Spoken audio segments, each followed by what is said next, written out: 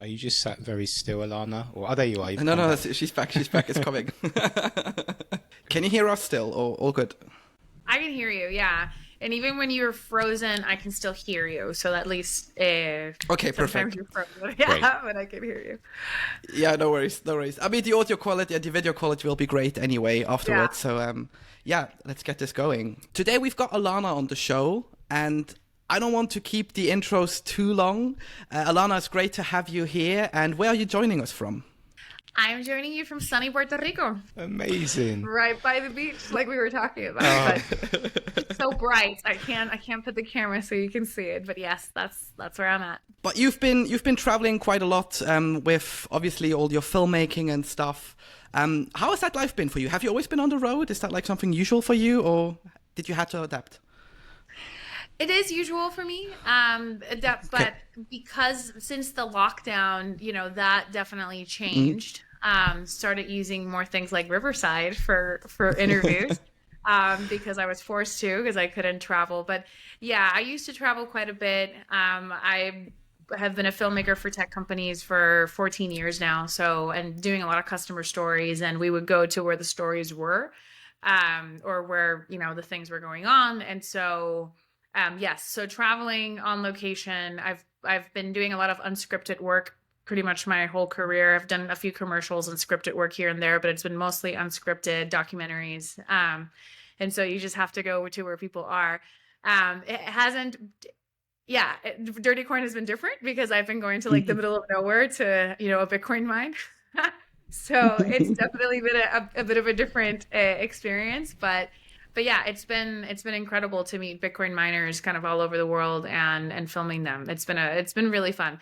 Sometimes the travel, I am a mother of three. I am a married mother of three, so I have a family, and I will say that being away from my family isn't the easiest thing. I miss my kids. And if I see little kids walking around, I'll immediately like kind of choke up a little bit, like mm, my kids are growing up and I'm not there. yeah. So some moments, it's tough because of the family and I miss them. But other than that, it's been a really pleasurable, fun thing. Do you stay in regular contact with your kids? And um, how do you best sort of stay in touch with them? Basically, do you go online with them often and have a chat with them? And do you tell them much about what you're working on? Well, we FaceTime a lot, but they don't care at all about what I'm doing, right? So I could have had like a killer day interviewing like senators and like, all this Yeah. stuff. And then they come, immediately we get on the phone and then they're like, so I did this and I did this and I did this. And they just Right. kind of like, I really just kind of listen to what they have to say. And then the next kid picks up the phone and then they tell me everything about them. And so they Right. don't quite care too much about what I'm doing yet. It won't be until like my husband finally gets the phone and he was like, "How was your day, sweetie?" And then I'm like, Right. "Oh, okay, I can tell somebody about my day." Yeah.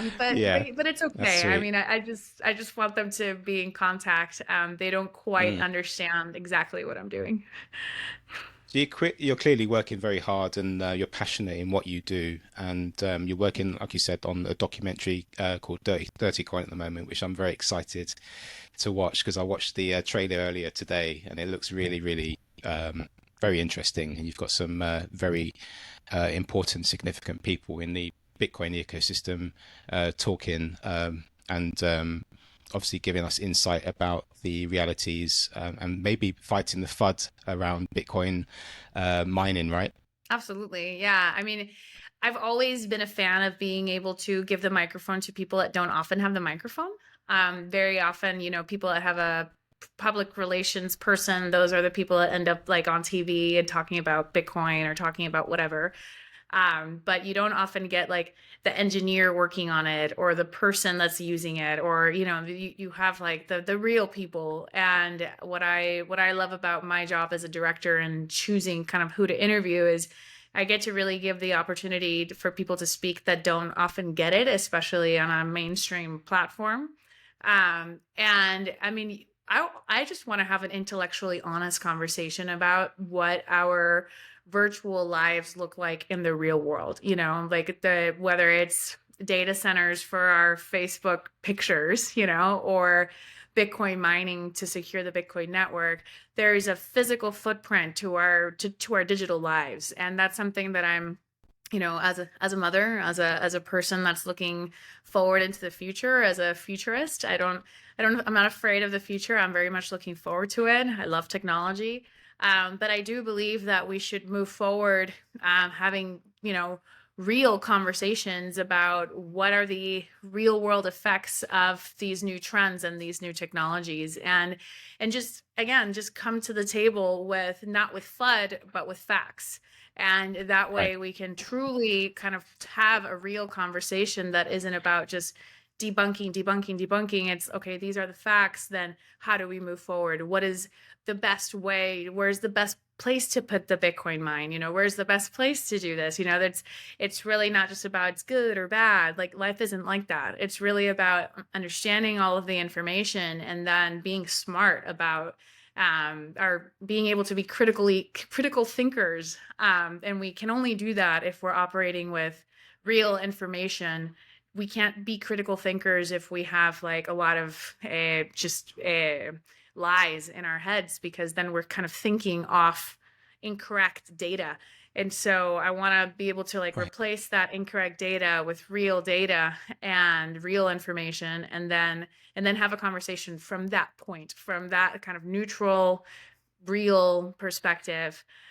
So yeah, we definitely do want to do some FUD busting for sure, FUD fighting, like you said. Yeah, and I hear the passion in your voice when you're talking about the projects that you're working on and fighting the FUD and displaying the facts for people to see. And clearly, that's from what I'm guessing is you're motivated because of a promise, not a promise, but the better future that Bitcoin can bring about for all of us as a society, as human beings, and the planet environmentally as well. So you've got to this point where you're actually doing the work and putting out these documentaries and displaying the facts in this high-end professional way. How did you even end up getting to this point? Going way back when you first heard of Bitcoin to now, can you talk us through that journey? Well, yes, of course. I'll try to be concise.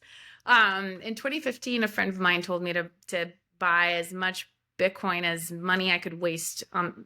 He's like, as much money as you can waste, just put it into Bitcoin. And he never told me to do that. Like, he wasn't that kind of guy, but he always, invested in early startups. He was early Facebook. He was early all these things. We were in Silicon Valley at the time. And I would always be like, dude, tell me when you're buying something interesting. Like, let me know. Like, I'm interested in investing my money. And he mentioned Bitcoin, and then that was kind of like the beginning of my journey. But I really invested in Bitcoin from a number go up perspective. Like, oh, it's gonna go up. Awesome. Okay, great. There was no other crypto there was no crypto casino going on at the time. There was no, and it's funny because the website that I bought it from, I remember my husband and I were like looking at it, and he was like, we really are wasting our money right now, because the website looked like a scam. I mean, everything about it was like these 12 words. Like, what? Like, it was just so I'm surprised we even did it. It was very cumbersome. But it wasn't until a few years later that I learned that people in Cuba, I'm half Cuban, so I'm half Puerto Rican, I'm half Cuban. And it wasn't until I learned, it was like 2018, 2019. Yeah, I think it was like around 2018, 2019. I found out that people from Europe were sending Bitcoin to their families in Cuba. And that was kind of mind-blowing to me, because Cuba is a place where everything has been regulated for so long. Like the telephone lines, the internet, what you can even bring into the country is like everything is scanned. Everything is, you have to ask for permission to do everything. And there's a lot of regulations about what you can and can't do. And when I found out that Bitcoin could be this kind of like borderless money, that kind of made me go like, that's interesting. I like this. And so I would say that's when I started really going down the rabbit hole of what Bitcoin meant as a digital currency. And then, just started seeing how, well, you could even go somewhere and even person to person, you could still use that Bitcoin. So it's not even just an internet transaction. It can be an in-person digital transaction. So that to me, and at this point, I mean, at this point, I've paid in Bitcoin everywhere that I've been to. I always find a place that accepts Bitcoin. So I've paid for hotels in Bitcoin. I've paid for food in Bitcoin. I always tip all of my crews in Bitcoin. I've paid for coffee. I mean, I've used it in so many different contexts in so many different places. It's so easy. It's so fast. The bank doesn't like freeze my card because I'm in a new country and they don't know and I need to ask for permission to use my own money. So, I've definitely also seen it put in practice myself. So if you were to fast forward, so I became a Bitcoiner. I was listening to the podcasts, reading the books, and not just excited about Bitcoin, but just kind of excited about understanding money, understanding what that means, understanding economics. And these were things that I never really learned in school. I never also had an interest. I could have picked up a book, like I did with other subjects, but I guess I just wasn't that interested. And Bitcoin got me interested in really learning more about financial sovereignty and what, different things mean. So it really opened my eyes to many, many things that are not going to be able to close anymore after this. And so when I would talk to people about Bitcoin, one of the first things that would come up, especially in the last few years, was, oh yeah, but it's so bad for the environment, but it's so terrible for the environment, and it's so bad, and all this, and I was like, but why? And so then I had to go down a different rabbit hole, which was the rabbit hole of understanding mining, because I kind of knew it at a very rudimentary, like, yeah, I know what mining is, but I didn't really understand, like I hadn't gone down the mining rabbit hole until I did. And then I thought that was so interesting because, I mean, I really like Bitcoin, but I also wanted to be objective about what does the mining look like? There's all this FUD everywhere about what it is. And I wanted to objectively look at, it's like finding out that your favorite sausage has like MSG. It's like, you might still eat it, but you want to know, does it actually have MSG? Is it actually gonna, like you really want to know. And so I went into it very objectively. I don't work for Bitcoin, right? So I didn't care what I was going to find. I just wanted to know. I was just curious. And then the more I saw, especially in like 2020, 2021, where the industry had moved into in terms of like its scale. And I worked for Google Cloud. So it was interesting because the first big Bitcoin mine that I saw, I was like, well, that's just a data center. And I knew all about data centers because that was one of my jobs. It was to like make films about these data centers and what was happening in them, and AI and ML and high powered computing. And this is something that isn't just unique to Bitcoin. Chipping away at hard work is not unique to Bitcoin. And so, yeah, and then, but Bitcoin mining is slightly different because it's a portable demand on energy. So it can be anywhere, where a data center needs to be connected to, these fiber optic lines. It needs to be connected to, it needs to be in particular strategic locations. A Bitcoin mine can be anywhere. And, you just need a little bit of a satellite connection, and then you're good. So you can be in the middle of the jungle. And so seeing the innovations there and all of that capital go into energy markets that don't normally have a purchaser of electricity to that scale is really interesting. And then I thought, like, wow, like one or two of these machines equal like a couple of houses. And so it's like a little Lego brick thing that you can like soak up this excess energy in these different locations, and you can, scale up or scale down. And so my mind kind of was blown. And then I spoke with some family members that are electricians, and I, told them like, hey, is this true? Like, I was just listening to this podcast, and they were like, yeah, this is really interesting. This is very interesting technology. Tell me more about this. So they actually got excited. And I knew that was a good sign because they were not Bitcoiners. They could care less about any of it, but they were like just excited about the fact that there could be this, huge portable demand on power that could just soak up this excess energy that's otherwise going to waste and also monetize. So So that's when I knew that there was something here to really know. And unfortunately, I believe that a lot of our regulations and policies have become very feelings driven and not really facts driven. Because our TV and our social media have been like just manipulating us into build, and into having our opinions about certain issues. And obviously that's very dangerous for many reasons, but when it comes to Bitcoin mining, I felt like the same people that want to like regulate it out of existence, like in New York State, for example, these same people, if they knew that Bitcoin mining is monetizing new grids in places that don't normally have electricity and are like we're editing, so we're going through all this footage. There's a hospital in Malawi that they were doing operations under candlelight. And he was saying what a drag it was when the candles would blow out at night in the middle of an operation. And, now that they have electricity, they can put a light on.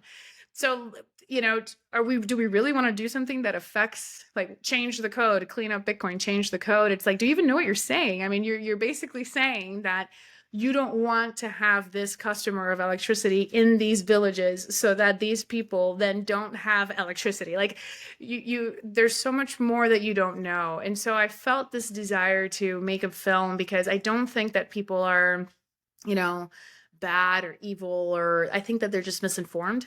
And I felt that if we were to really let them know what the whole story looks like, again, they can critically think about the subject and not feel like, yeah, but Greenpeace told me it's bad, like it's then they actually see what's going on, and for them to understand. Obviously Ripple sponsored the Greenpeace campaign, so there's more there, but to really open people's eyes and let them know that there's always more to the story, and the more they press you to not look or to hate, I've always been more attracted to those things. Like, wait, what is it that you don't want me to look at? But not everybody likes that. Some people just go like, oh, okay, I can't, it's bad. Okay, I move on to my next thing. And so I felt like I felt a need to say that to say which computers can have access to power and which can't. Who's to say that Pornhub should have access to electricity and not Bitcoin, and who's to say that YouTube should have it and not Bitcoin? I mean, we're moving into a computerized world where our websites, our communication, our videos are going to be online, and everything is going to be electrified. So are we really going to let that door open where we're moralizing the use of electricity? And then who's the arbiter of that? So for me, this is a really important issue, and it extends beyond Bitcoin, and it extends into our kind of this new age of our virtual lives where we're,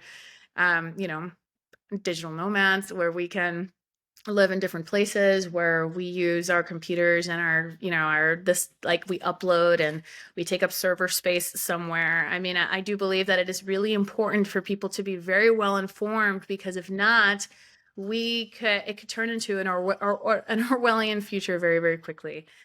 So I do believe that Dirty Coin is really more than clearing the FUD on Bitcoin. It's expanding the conversation to moralizing the use of electricity, looking at how we want to regulate what a computer does, which computers should exist and which computers shouldn't, which computations should exist. Like, we're talking about freedom of speech at this point. I mean, this is so far beyond Bitcoin that if you're not a Bitcoiner, you just don't care about the issue, but it'll affect all of us eventually, and it'll start with Bitcoin, and depending on what we do today, will kind of dictate how quickly we can move and slip into a pretty oppressive future. Definitely. And what I find super fascinating is the name of the feature documentary itself, because it's quite clever. Like, if you read it as a normie, you go like Dirty Coin, like, haha, I knew like Bitcoin is this bad thing. So you kind of have this surprise during the documentary, hopefully. And before we hit record, you also mentioned that there's essentially going to be a 21-minute short version or a short film. What was the reasoning behind you for doing this? Is it really to have something for both ends, or is it going to be massively different than the whole feature? So dirty coin, yes. I mean, Bitcoin, what's funny is that Bitcoin has always had a dirty reputation, right? Like since criminals are using it on Silk Road, it's those are the people that want Bitcoin. Like that was there was this dirty, and I when the system dictates what is clean, anything that is outside of the system is dirty. So I do believe that Bitcoin is a dirty coin because it doesn't abide by the rules of the mainstream. It doesn't care, it just kind of does what it does, and that's it. So I don't personally have but I like the fact that, it means different things for different people. And I did want something clickbaity. That was something that in my past I was a filmmaker, but not just any filmmaker. I was a filmmaker that needed to have more than 1 million views on YouTube, right? So these are like, you're competing with the whole world, and we need to like use the right thumbnail, use the right title, use the right keywords. I mean, my work wasn't just to make films and then, let the studio promote it. My work was to make a film or a video for YouTube that was compelling enough that would compel somebody to click on that and not on the billion other videos that they could be clicking on. So definitely using my marketing hat to create and I knew that the Bitcoiners were going to be like, what? And then, click on it, which happened a lot. And then they're like, oh, okay, but had it been like, the truth, I don't know, like the truth about Bitcoin mining or something like that, like I feel like it just wouldn't have had the stickiness that Dirty Coin has. So the name was definitely extremely intentional to be this kind of controversial, even in the Bitcoin community. At the beginning, I had a lot of people telling me like, nobody's ever going to support you. You're never going to be able to interview anybody with that name. Nobody in the Bitcoin community will support you. And that hasn't been the case, thank goodness. But Stranded is our short film. So Stranded is a 21-minute short. And the reason why I was like, we have to create a short was two. One, we have a lot of conferences that wanted to show Dirty Coin. They're like, oh my God, that's so cool. Dirty Coin is so awesome. We want to show it. But it's like, a conference is not a great place to sit down for like a 90-minute film, like it's just, and I don't have control over the projector. I don't have control over the speakers. I don't have control over the lights. And I want Dirty Coin is a movie. So I want it to be consumed in the way that a movie is consumed, at either a movie theater or on your phone in the bathroom or on an airplane, But I don't want it to be like at a conference. And honestly, like I wouldn't sit through a 90-minute film at a conference personally, So a 21-minute film, even some people are not going to sit through that. But to have a 21-minute film where we can put it at a conference, we can bring it to like a party, and we can, host a party. We show the film for 21 minutes, then you can network and have fun for the rest of the time. I feel like that's a better dynamic for like getting the film out there next year. But then, so there was that kind of like marketing, distribution perspective for wanting to have something shorter. But then I didn't just want to do like a short version of the film, because then what's the point of watching the film? It's like, well, I already read the cliff notes. Why do I need to watch the film? And so there's one part in the film that we do have it in Dirty Coin, which is stranded energy sources, how Bitcoin miners go to stranded energy sources and they soak up the wasted electricity there.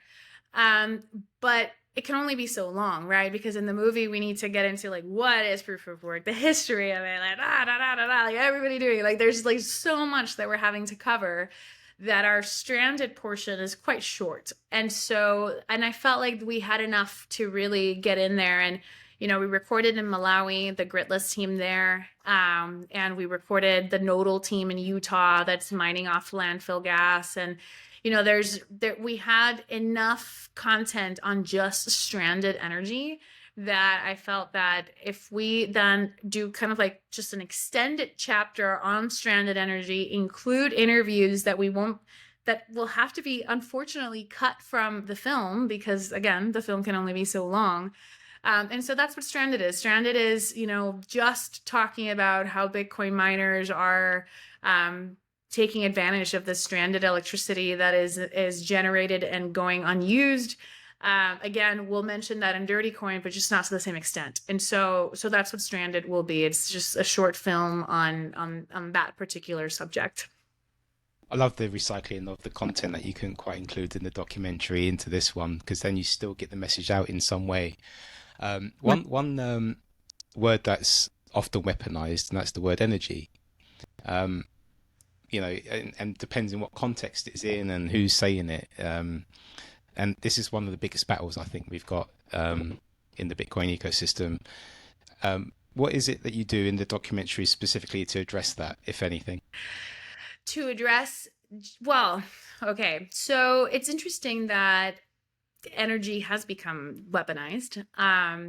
And it's because of this whole carbon narrative and global warming, right? So it's like, that's kind of ultimately it's a lot of energy consumption equals global warming, because that's how it has been equated. But energy, there's no life without energy. We are energy. We have energy. Like, energy is beautiful. And I personally hate that it has been weaponized and it has become this like bad thing to do, because what we really should be looking at is the sources of energy, right? And what's interesting is that we'll be, it's never a fair conversation to have. So we'll talk about like electric vehicles. The amount of energy that goes into creating an electric vehicle?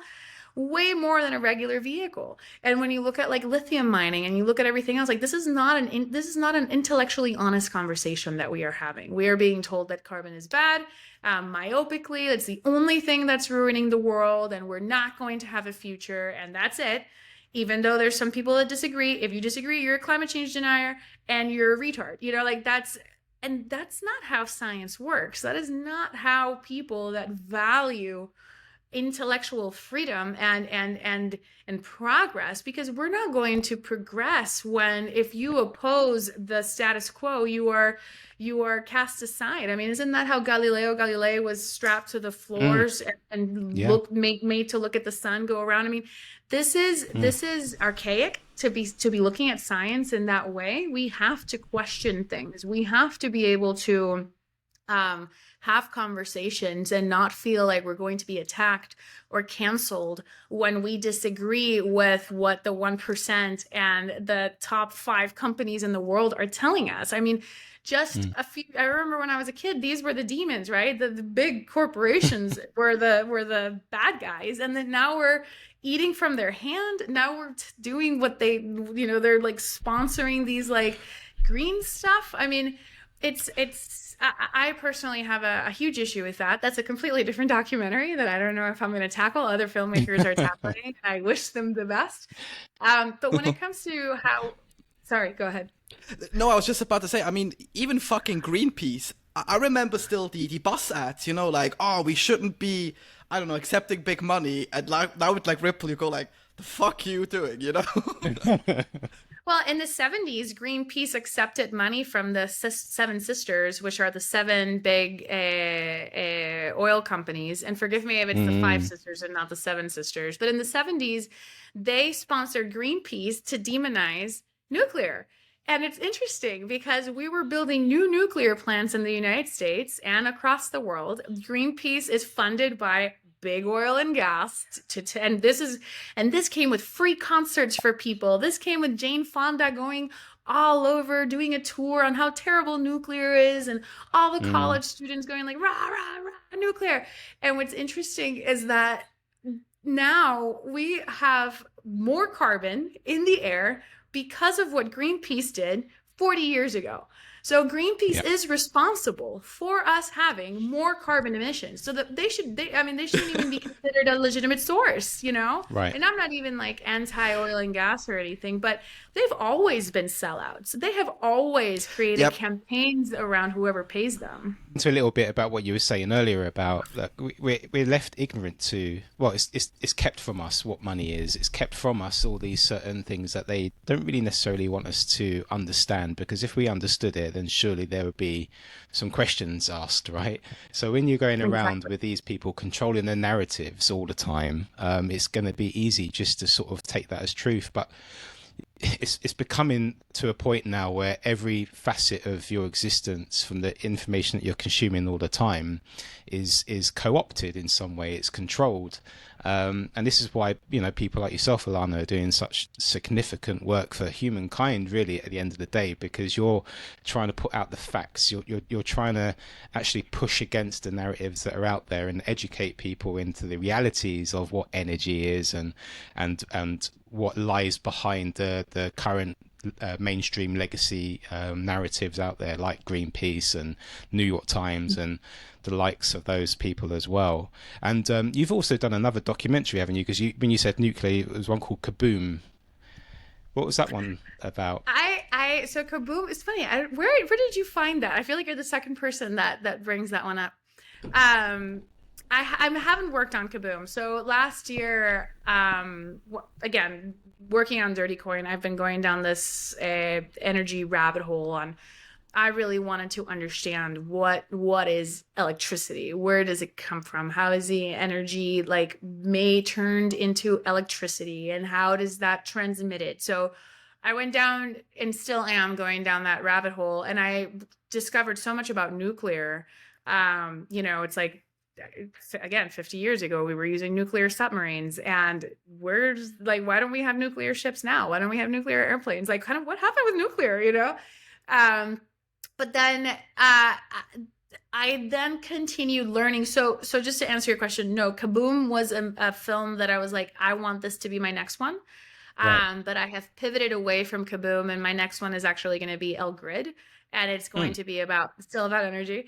But how to modernize, how to future-proof our grids to create sovereign energy production. And nuclear definitely does that, but there's other sources as well. So geothermal, using the motion of the waves. There's so many other ways that it doesn't also all have to be nuclear. I believe that in different places there are different water, like if you have access to hydro, if you have if you're able to, there are just so many different solutions that have been swept under the rug by the big companies that have a vested interest in continuing things the way they are, that I didn't want to just focus on nuclear. I actually wanted to expand into what would it take for a country to be energy sovereign, which I believe is really important. And when we look at, for example, Europe and the conflict with Russia, and when they cut, and and the United States blowing up one of the pipelines, when we look at everything that occurred that basically made Europe's cost of gas, of something that they depend on another country to have for their own productivity, their own factories, their own schools, their own hospitals, they are now liable to whatever political bullshit occurs outside of them. But when you look at countries like France and Switzerland that still have quite a bit of nuclear, they were able to continue to produce and continue to have, access to the life that they're used to having. So, and factories didn't have to close down. You had issues in Germany where factories had to, they couldn't work. It was such a big problem. And I believe that for the next few years, we're going to continue seeing the downstream effects of what has occurred in the last couple of years. But basically, being energy sovereign and being able to be independent in your energy production, I believe, is extremely important, and not depending on oil and gas that comes from a different country, solar panels that come from China. It's extremely important for us to be able to understand energy and harness it to create electricity so that our countries can, be independent. I mean, you just got to look at the UK. We are going through an energy crisis.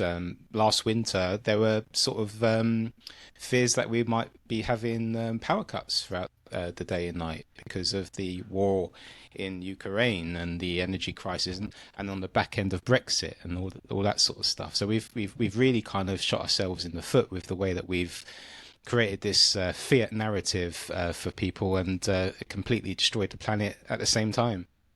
Yeah, and mate, even at that, like what Alana just said, even in Switzerland, because I used to live in Switzerland, I'm half Swiss, we face the same issues you guys had in the States now, where we do have nuclear, but they're talking about shutting it down because they are quote unquote unsafe. And just as a normal human being, you sit there and go like, yeah, of course they are, because they're 60 years old, you've built them in the 50s, 60s, 70s. surely you could invest some of that hard-earned tax money into actually building out solutions. Plus, we would have a huge hydro potential in Switzerland as well, which is just not used to the extent that you would see in neighboring countries or in remote areas. So to me, it's fascinating that as a Bitcoiner, you look at this and you start with number go up, or you may be a tech bro and you find it interesting to have programmable money, but you end in the essence of like, shit, there's so many different energy sources and way to actually distribute that energy fair and squarely, which we're just not using at the moment. And we're recording this beginning of September. We've seen in Texas, miners can literally stabilize grids and potentially help, prevent blackouts and all of these things. So it's not any different than actually innovation have taken place in like the cloud infrastructure 25 years ago. But for some reason, we're just the bad guys because we kind of seem weird online. But I'm also interested, Alana, you said your background is in tech. Looking back now, I think I read it on LinkedIn a couple of weeks ago. You left your job 2 years ago, if I'm not mistaken. Mm-hmm. Have you had now through you? Nice. Have you had through this work experiences where people came up to you and they went like, "Tell me more about this mining thing. What is your documentary all about?" Because my experience with tech people is still, Silicon Valley, distant, like, oh, you're polluting the planet and stuff. Has that relationship changed with like former peers or friends in the space? I think that people knew the fabric that makes me during the lockdown because I was the one going like, well, but what about this and what about that and what about this thing and what about this and this and this and blah, so I was like already the one that didn't sound the same as everybody else. And again, that's kind of like how I've been my whole life, which is why I now know these rebels. I'm like, you're not a fucking rebel. You just sound the same as everybody else. I mean, it's impossible to sound the same as everybody else unless you are just, letting yourself be indoctrinated by all the bullshit that's online.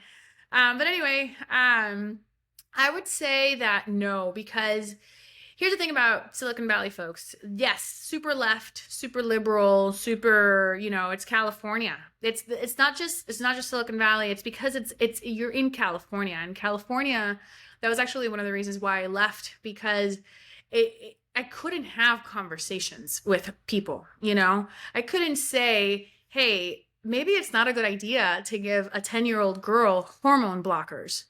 I couldn't say that. I couldn't say what are going to be the downstream effects of doing this, and why, like, what? No. Why would you? No, of course not. No, we have no. Oh, Alana, no, stop talking. And I'm like, what do you mean stop talking? Like, I'm a mother of two daughters. I am a woman. I am the breadwinner of my family, and you're telling me that I am a man because I want to work and I don't want to only stay at home and rear the children, because I still do that. Like, my mornings are for my children, and I am the one that makes the breakfast, and I still am the mother of the house. Like, I believe that the gender confusion is only getting worse by their intervention, and not being able to have these conversations was enough for me to say, if I cannot have conversations, real conversations, and we don't need to agree. In fact, I don't even necessarily need to agree with everybody. I need to be able to have a conversation with you about it. And if we can't, then we just can't be friends. And that's okay. Like, I'd rather us be able to talk about it and disagree, but know that we can talk about it, than I can't even talk to you about the things that are going on in my mind. You don't respect what I read and what I expose myself to. Like, you don't think that I am, like, you think I'm just like looking at a headline on Facebook and then going off that. Like, you really, like, that's how little you think of me, that you think that my ideas are that shitty. Like, no, then we can't be friends. So, I definitely left California because of that. I felt like we couldn't have conversations. But after leaving, and, posting on LinkedIn and staying connected with folks, people, at the end of the day, people do want what's best. Again, going back to people not just being, people do then start seeing the effects, and it's like, whoa, you were saying that 4 years ago, and now I'm seeing this, and you were the only one that spoke up about that. And I want to ask you, like, for example, with the hormone blockers, that came up. recently with me with a friend. She was like, you were the only one that was like talking, like speaking up against it, and not even against it, but like against blindly moving into it. That was even like my thing. But people are engineers. I have a lot of engineer friends. I have a lot of people. And at the end of the day, those people understand like physics and the way things work, and they understand inefficiencies in the system. They want 1 watt in to create like 1 watt of productivity out, or like, they want to see that. And they want to create systems that optimize what happens between the input and the output. And so when you are speaking with these people that are already critical thinkers, they just happen to not look into certain subjects because it's not their thing. They're not into Bitcoin. They're not into whatever. It's like, whatever. I just saw it. I just was scrolling. It's like if you were to tell me, if I were to say like, oh, Kim Kardashian is with this person, I think she is. Like, are you kidding? She's not. There's all this story. It's like, I wouldn't know. I would never know. I would never know who Kim Kardashian is with. Like, I'll never go down that rabbit hole. But somebody did. And so when I go down that rabbit hole and I then explain it to my friends, or I just put it online, I have actually seen a lot of curiosity and questions. And I have had a lot of people kind of like come around, and at first in a DM, they don't necessarily like my stuff, but then they'll DM me and they're like, hey, you were posting about this, da, da, da. So I would say, and my film is aimed for that audience, like that liberal, coastal, New York, London, San Francisco audience, because those are my friends, and these are the people that I love. These are the people that I was bringing up these conversations because they were giving hormone blockers to my friends' kids. I love them. I wanted to have that conversation because I care. And so same with now. I have no intention in creating a film that's like, you're wrong. It's more like, you're not seeing these things. And if you see these things, you would think differently about it, and you would actually feel less fearful, and you would feel more empowered to make better decisions about other things, and maybe they don't want to get into Bitcoin. That's fine. I don't want to be a Bitcoin shiller, I feel like I've gone through that phase of my life.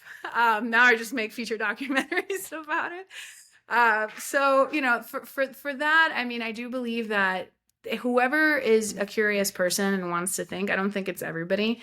As soon as you start presenting them with certain facts, they do start coming around, and they do start then doing their own research and kind of finding their own way. And when the student is ready, the master appears, so that's something that, I'm happy to leave that breadcrumb, but have them then dive into the people that are way smarter. Let Dirty Coin be the tip of the iceberg, and then let them get into it and find their own information and their own Bitcoin Twitter, or Bitcoin X. That's weird. But Dirty Anyway. Coin's like the hook for a deeper rabbit hole.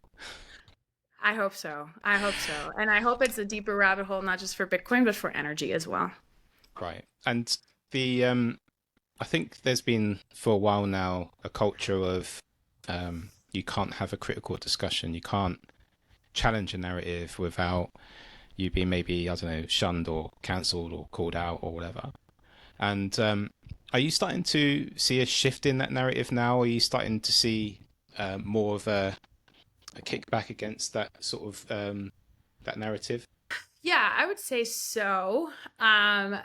But then it just depends on how much money gets put into, like, yes. And also I feel like I have now come to terms with the fact that propaganda and media manipulation works. I've just come to terms with this now. When the whole Barbie movie came out and suddenly everybody was dressed in pink and everybody wanted to see this movie, and people that hadn't gone to the theaters want to see it. You look at what I think it was $175 million in marketing does, and suddenly everybody wants to see this thing. Everybody wants to wear pink, and everybody wants to talk about it. And that to me just shows that it's a little bit of a lost cause to believe that people are just we're going to shift, and suddenly people are going to become critical thinkers, and suddenly we're all going to be having like debates like in Greece. I feel like I have matured enough myself, at least. I don't want to say matured because I don't want to say other people are immature, but I'm in that phase of my life where I'm like, there are some things that are kind of hopeless because with enough money behind an idea, you are going to get a lot of people that are just going to fall for it immediately. They're Yep. not going to question it, and they're not going to, go down any kind of rabbit hole. So, although I do think that some people are going to push back more against cancel culture, and what that means, I still believe that with enough money and media manipulation, we can still get people to think what we want them to think. And the source of money that comes from some of this flood narrative is endless. They're literally printing the money so they can just continue. And so it's a bit of a David and Goliath, where the Goliath has this infinite a life, like infinite lives, where it's a Goliath that just doesn't die. So, I feel like it's really about finding the people and creating enough of a resistance where, at least amongst us, we can communicate and we can have those conversations, and we can be a safe place for those that are kind of fleeing that Goliath. And maybe that little island of sanity can continue to grow and grow within the folks that are in it. So yes, I do think that some of it has changed, but I guess I've become a little bit more me resignado. I've kind of resigned myself to understanding that with enough push, the masses will react the way that the push wants them to react. At least with the Goliath that was Barbie, it gave birth to Kennedy for Bitcoiners, right? Oh my God. I just written Ian a message. I was like, I wish I had 175 million, to promote rabbit hole stories. That would make life a lot more easier. Yep, exactly. It's like, oh my God, the film is such a success. I was like, are you kidding? They spent more money promoting it than the freaking movie itself. So, and everywhere you went to the mall, and it was like every store was like, Barbie everywhere. So, but whatever. I haven't watched the film. I don't know if it's good or bad. Doesn't matter. But it just means how suddenly, like, people that would never watch a Barbie movie were going to watch it, because that's just how good we can be, compelled to act and behave in a certain way. Wow, what a fascinating discussion we've had with you, Alana. I'm going to go away. This is going to be one of those episodes where I'm going to go away on the back of this interview and just probably think about it for the next few hours. It's been a fascinating conversation with you. So thank you for your time. But before we wrap up our episodes now, what we do is a bit of a challenge for each and every one of our guests. And that is the All Roads Lead Back to Bitcoin challenge. So we will give you a word or a phrase. And once we give that to you, you need to try and relate that word and or phrase back to Bitcoin somehow. Are you ready for the challenge? I'm ready. Okay, so we've come up with Charlie Chaplin. How does that relate back to Bitcoin? Chaplin. This was inspired by a pinned tweet of yours. Yes. Okay. Because you now I feel like I'm cheating because you said the pinned tweet. In The Dictator, Charlie Chaplin by the way, Charlie Chaplin he started in the silent movies. Nobody had ever heard him speak. And a lot of actors were going through this transition where, as people started listening to their voices, people didn't like their voices, right? And so women had like I think Sound of Music, or not Sound of Music, no, that's a different movie. Singing in the Rain, that's like part of like one of the plots, is that the actress has a terrible voice, and so there was this kind of issue going on if people should be speaking or not. And Chaplin was one of the actors, like he was the biggest actor in the world, the biggest person in the world. And he was going through, like, he was one of the last to be heard speaking, because he refused to make a film where you could hear him. And in The Dictator, the first time you hear him speak is at the end of the film, when he does this speech to, he's being confused with like a Hitler type man. And he goes and he talks to them and he says that you, the people, have the power to create machines, the power to make this life wonderful and beautiful. Like, that's one of the things that I liked. It wasn't just you have the power to bring down the system. It's more, you have the power to create a beautiful life, to create a new system. And that to me is kind of words to live by, because that's important. And what I believe that kind of comes back to Bitcoin is Bitcoin gives power to the people to create a better future. So it isn't just, Bitcoin to bring down the banks or Bitcoin to bring down the government. No, it's Bitcoin to make better systems, better, like to make life wonderful and beautiful again, because it is a money that nobody controls. So as long as Bitcoin stays the way it is, I believe that Bitcoin is giving that power to the people, and Chaplin so beautifully says it in his speech that he helped write. If he didn't write the whole thing, let's just say that he helped write it, because I'm not sure if there were other writers on board, and I don't want to not give them credit, but he was a part of the people that helped write it, and he really saw the power of the people because he had traveled around the world, and he knew really the effects like humanity can have on itself. And so I believe that that is how we can tie Charlie Chaplin back. I think Charlie Chaplin would have been a Bitcoiner.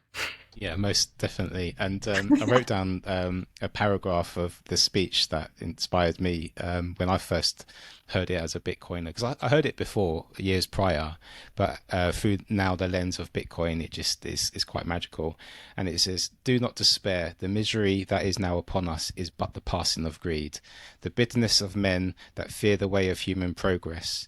The hatred of men will pass and dictators die, and the power they took from the people will return to the people. And so as men die, liberty will never perish." I mean, that's inspiring. It is. It is, and it's Thank like you. the fiat system. Yes, I like that one. I like that because I mean I feel like that is kind of exactly what's going on. We've had this kind of greedy fiat existence that is, I'm still tearing it away from my programming. I'm still like, wait, we can what? Like, it's still very much a part of the structure that has built me. The more I speak with Bitcoiners, or, we'll have debates or listen to different seminars, the more I'm like, I feel like I'm tearing off these barnacles of lies, that the fiat system has given me. Or I've accepted. I feel like at the end of the day, it always comes down to us. But yeah, that was a good challenge. I like that. Thank you, Alana, for A, the great answers, and B, for taking your time today. Before we let you go, what's the best place where people can find you? Is it Twitter? Is it any particular website of yours we should link in the show notes? LinkedIn, if you want to know like my more professional stuff. Twitter, if you want to know my more whatever stuff. And like more low key, chill is Twitter, and I would say then LinkedIn is more buttoned up. But I do use LinkedIn quite a bit. And no website, check out the Dirty Coin website. There's going to be a little pop-up there that's going to tell you if you want to sign up for the newsletter. I don't send them very frequently. I send them out like once a month, and I think I skipped August. So I won't spam anybody. I'm not giving the emails out to anybody, but basically if you sign up, I'll let people know like when the film is going to be showing, kind of like news about the film, and that's really all I would ever use it for. So yeah, so if you go to dirtycointhemovie.com and you sign up for the newsletter, you can get an email directly from me, and then that way we don't need to hope to cheat the algorithm so that you can see my tweet.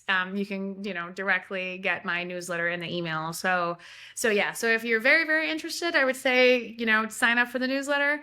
And if you're just kind of maybe somewhat interested, I would say Twitter and LinkedIn is a good spot. And then I'm more vocal in those, and that's kind of just the nature of the wall, social media wall. Perfect. Alana, it was a pleasure having you on. As well, by the way, I really want to thank both of you. You had great questions, and I feel very, very comfortable. And I'm not kind of used to being in front of the camera. I definitely prefer to be behind it. So thank you both for the opportunity. I appreciate it. Our pleasure. Thank you very much for coming on, and I hope you have a good rest of your day, and possibly see you soon at one of the conferences. Yes. Look, I'll show you a little bit now of.